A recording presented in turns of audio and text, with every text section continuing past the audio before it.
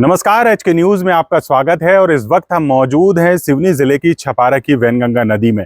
वैनगंगा नदी जिस तरीके से यहाँ पर अपना अस्तित्व खो रही है, आप देख सकते हैं कि किस तरह से यहाँ पर नदी के भीतर घुसकर यहाँ खेती की जा रही है, जिसका जायजा लेने आज लखनादौन के एसडीएम पहुंचे थे, जहां उन्होंने जायजा लिया है। इस दौरान यहाँ नगर परिषद के अध्यक्ष और स्थानीय लोग भी यहाँ मौजूद रहे हैं। आप देख सकते हैं कि ये मिट्टी का भराव जिस तरीके से वैनगंगा नदी में हो गया है, जो धीरे धीरे यहाँ का अस्तित्व वैनगंगा नदी खोते हुए नजर आ रही है। आप तस्वीरों में देखकर अंदाजा लगा सकते हैं कि वैनगंगा नदी का क्या स्वरूप रहता है बारिश के दिनों में। और अब जब बारिश चली गई और सर्दी का मौसम चला गया और अब गर्मी की शुरुआत हुई है, और गर्मी की शुरुआत में ही इस तरीके से यहाँ वैनगंगा नदी में जो अवैध तरीके से नदी के अंदर घुसकर खेती की जा रही है, तो कहीं ना कहीं जो खेती में फर्टिलाइजर का इस्तेमाल होता है वो मानव स्वास्थ्य के लिए काफ़ी हानिकारक होता है।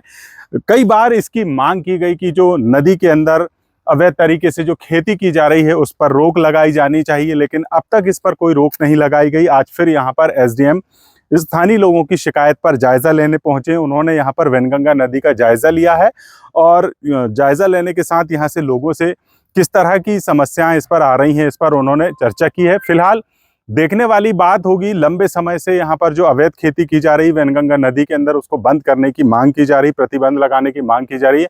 देखना होगा कि कब तक इस पर प्रतिबंध लगाया जाता है। तब तक आप जुड़े रहिए एचके न्यूज के साथ तमाम लेटेस्ट खबरों के लिए। विगत दिनों एसडीएम महोदय से मेरी बात हुई थी दूरभाष पर। उन्होंने कहा था कि मैं जब छपारा आऊँगा तो एक बार निरीक्षण करेंगे। तो आज पूरे प्रशासन के साथ एसडीएम महोदय थे, तहसीलदार महोदय थे, नगर परिषद के सभी जनप्रतिनिधि थे, गणमान्य नागरिक थे। जिस प्रकार से वैनगंगा नदी के अंदर घुस करके जो अवैध अतिक्रमण करके खेती जो की जा रही है, और उस खेती में जो किए जाने वाला जो फर्टिलाइजर है, जो जिससे पानी दूषित होता है, और वही पानी ना कि छपारा वासी, पूरा जिले वासी उस पानी को पीते हैं, और जिसके पीने से कहीं ना कहीं कई प्रकार की बीमारियों का रूप मानव लेता है। हमारे जो जानवर गर्मियों में जो पूरे खुले घूमते हैं, वो पानी जानवर पीते हैं, उन्हें भी कहीं ना कहीं नुकसान होता है। और जो अवैध खेती करते हैं उसमें पानी का उपयोग भी ज़्यादा होता है, इसलिए वह पानी हमारे छपारा वासियों को न मिल करके पूरा उपयोग वो पानी का उसमें हो जाता है।